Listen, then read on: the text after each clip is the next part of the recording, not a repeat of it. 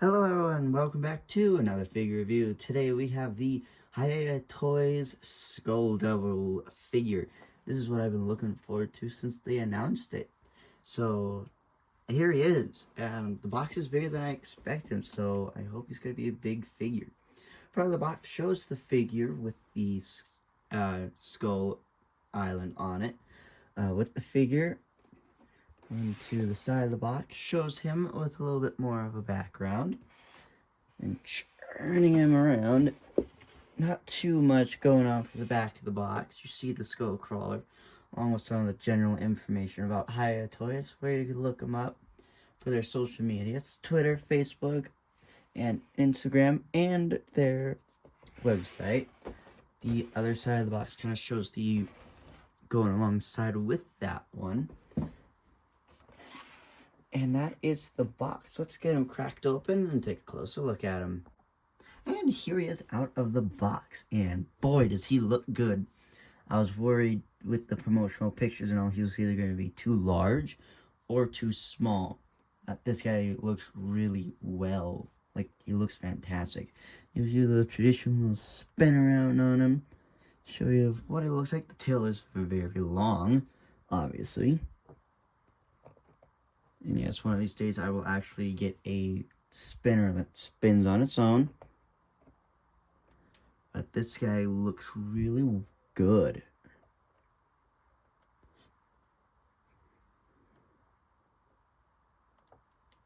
A nice head-on shot for you. Back to that. Now we get the little display stand out of the way, and we'll take a closer look at him. So looking at him, he looks fantastic.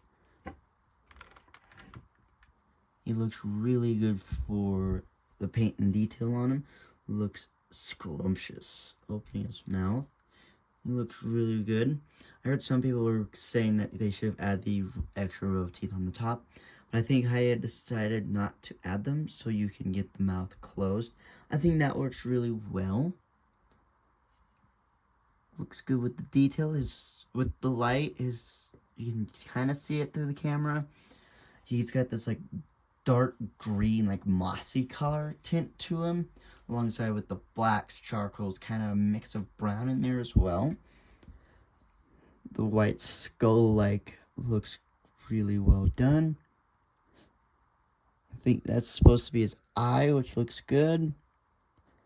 I like that they kind of have his like spine protruding through the back. The little elbow spikes with the little spikes going down to his feet. His reptilian feet look really well done. You know, the toes in my mind should have been painted like a black, but you know, for what you get, some of them are painted black, some of them aren't, but what you get, I think, looks really well done. Underneath, you can really see that green look to them. See some of it looks really well done. Down to the tail, you can see the little air holes. That is actually important. We'll talk about that here in just a minute. The other side looks really well done. The tail has just like stingray barbed wire to it, look to it. So it's very spiky, but not too much. It's kind of this rubbery plastic. Again, it looks really good on this side as well. I like the detail on him. He looks really well done. Front face with the mouth open. Looks really good. Look, again, this is actually a really well done figure. Top shows more of the spine like design going down. I like that they kind of went with the design like he had in the movie, which he looks very unnourished, or he needs that food to eat. So articulation wise on him, he's gonna have the mouth, which is a dual hinge that opens both parts of the mouth. You see when I open it up, that it's a hinge and a hinge that opens his mouth up and down. I like that. I like that you can get that like nice wide open look with just one motion. Other than that, you're gonna have a ball joint and then another ball joint for the head and neck. Can look up so far and not down so far, which is okay. Both the arm feet's gonna have a hinge ball joint, so you can see the hinge here, which you can get him to get a nice wide pose and get him to swing around. Get a nice full 360 on that one. Then you got a pivot here, which actually does come in handy for posing. A dual hinge at the elbow, then a pivot ball joint at the ankle slash foot, and that's the same on both sides. Moving to the back, you're going to see 3 ball joints along here, here, and here. So that will get you a nice churning motion, as if he's churning to look, which looks really good. And then the tail, I mentioned when we were going through the bottom, you can see these little holes. And that's because this whole tail is actually a bendy wire, very stiff bendy wire. Now, is that going to be an issue? Not really. If you're that type of person that doesn't mind the bendy wire, I honestly could see why they went with the bendy wire. You know, having a tail this long kind of will have problems.